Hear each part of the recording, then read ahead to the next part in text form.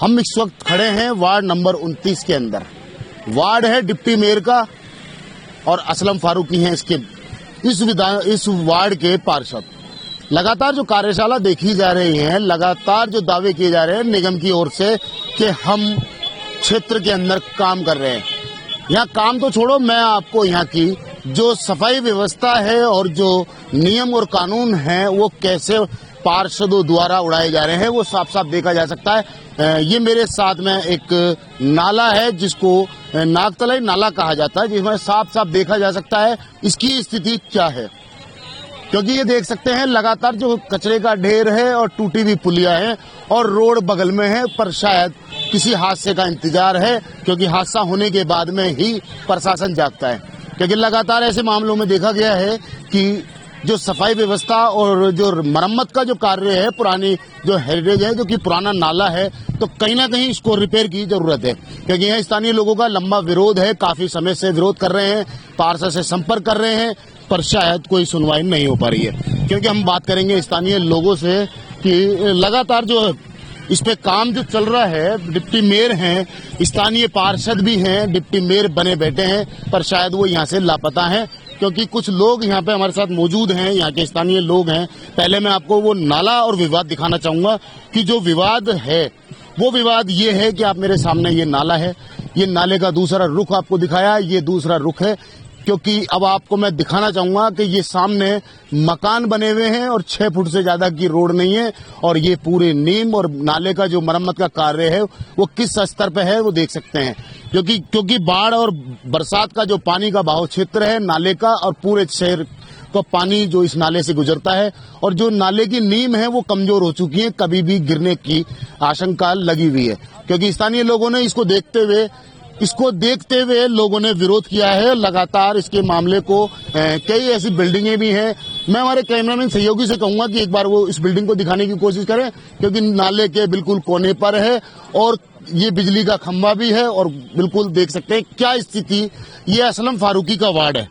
असलम फारूकी हैं, deputy mayor हैं नगर निगम heritage के। लगातार क्या सफाई व्यवस्था उनके वार्ड में है, क्या उन्होंने कार्य किए हैं और कितने अच्छे कार्य किए हैं वो भी दिखा रहे हैं। अब हम कुछ स्थानीय लोग हैं उनसे बात करेंगे, क्या उनका पूरा विवाद है। क्या नाम है साहब आपका? सर मेरा नाम रियाज अहमद उर्फ शानू भाई है। रियाज भाई, क्या लग रहा है असलम फारूकी ने क्या काम किए? देखिए, असलम फारूकी साहब के काम के बारे में तो जैसे आपने यहाँ पे अभी अपने देखा है तो कुछ भी नजर नहीं आता, जीरो है, बिल्कुल जीरो है, बिल्कुल सुनवाई नहीं होती उनके पास, घूमने के अलावा तो उनके पास कोई काम नहीं, विकास कार्य के नाम पे जीरो है।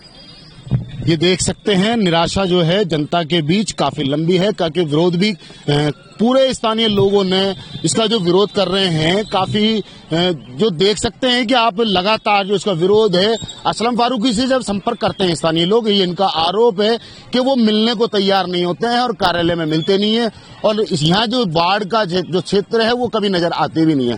खैर, आने की तो बात दूर है, अभी बात करेंगे। क्या नाम है साहब? मेरा नाम मोहम्मद राशिद है। आश्वन के अच्छे कार्य किए हैं, इतना अच्छा कार्य किए कि हम लोग की स्थिति आपके सामने है पूरी, और आपके मीडियम के माध्यम से आप खुद दिखलाओगे कि यहाँ की क्या हालत है, क्या स्थिति है।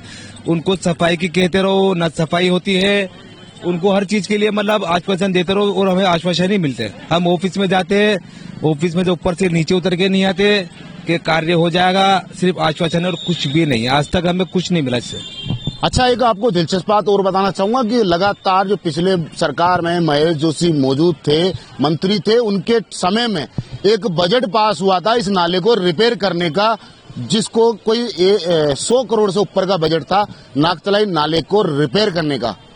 कितना समय हो चुका है वजनलाल सरकार को बने हुए, और बजट हुआ था कांग्रेस सरकार में पास। ये जिम्मेदारी असलम फारूकी को दी गई थी इस नाले की रिपेयरिंग की, पर शायद वो रिपेयरिंग किस तरीके से हो रही है अभी सामने है। क्या लगता है कि वो बजट कहाँ गया? जी साहब, मेरा नाम चांद मोहम्मद है और मैं पुलिया नंबर 1 पर रहता हूँ।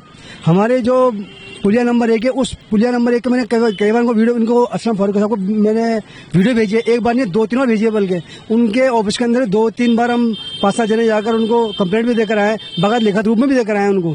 लेकिन ये हमारी जो बिल्डिंग है, ये कैमरामैन से उनको दिखाई है वहाँ पर, उसके अंदर बिल्डिंग है 5-6 खंड की बिल्डिंग है, और पानी इस स्पीड से पानी जाता है उसके अंदर कि कभी भी ये बिल्डिंगें गिर सकती है कभी भी। और इतनी ज्यादा नीचे की जो नगर निगम की जो दीवार बनी हुई है वो दीवार भी क्षतिग्रस्त हो चुकी है, मतलब गिर चुकी है दीवार भी। वो पानी सारा जो उसके अंदर होके जा रहा है। और सर ये मकान जो है ये बूढ़ा मिट्टी पे और कचरे को बने हुए मकान है सारे। क्यों तक ये क्या मकान अभी बूढ़ा मिट्टी भेजाएगी, सभी मकान सारे गिर जाएंगे और यहाँ पर जानों का नेशा लोगों की। ये रेतीला एरिया है, रेतीले एरिया के ऊपर कॉलोनी बसी हुई है और ये नाला है। क्योंकि बरसात का जब पानी बाहर जो आता है वो लगातार ये नाला जल स्तर से ऊपर जाता है। जब जल स्तर से ऊपर जाएगा तो पानी के कटाव से ये नाले की दीवारें टूटती हैं और वो पानी रोड को लेकर नीचे धंसती है। क्योंकि खतरा, ये आशंका लगातार बना हुआ है कि क्या ये मकान कभी भी गिर सकते हैं।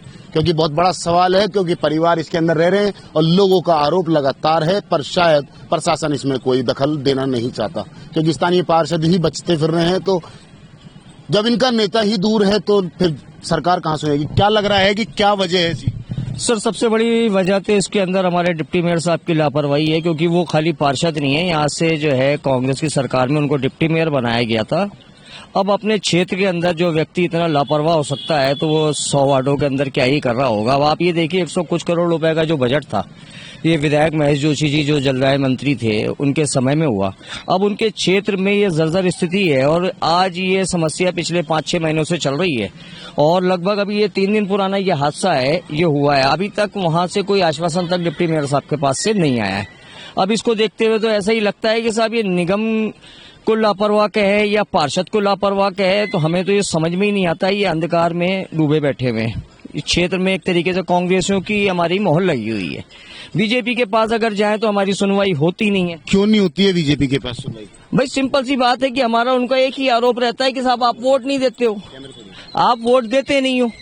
अब आप देखिए, अब वोट देना नहीं देना वही बात है। हमारा अभी विधायक कौन है? अभी विधायक बाल मुकुंद आचार्य जी हैं, उन्होंने आकर के आज तक नहीं देखा।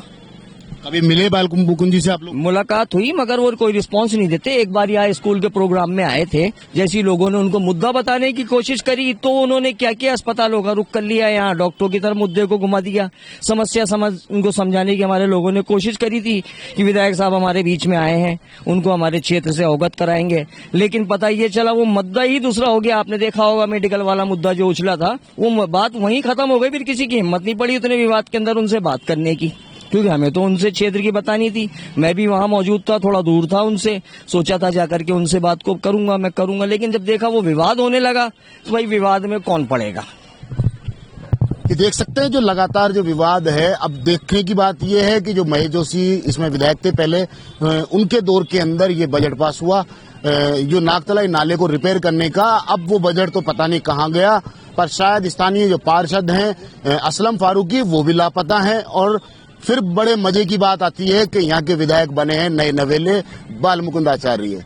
अब यहाँ से वो भी नदारद हैं, क्योंकि लगातार इन लोगों ने जो आरोप लगा रहे हैं कि हमने बाल मुकुंद से संपर्क करने की कोशिश की, पर बाल मुकुंद जी हमसे मिलना तो छोड़ो, बात करना भी नहीं चाहते। और वो ये कहते हैं कि हमें आपने वोट नहीं दिया। तो जनता जाए तो जाए कहाँ और समाधान करेगा कौन? कब जागेगी सरकार और कब होगा इनका निवारण? कैमरामैन घनश्याम मिश्रा के साथ मोहम्मद नफीस, जयपुर से।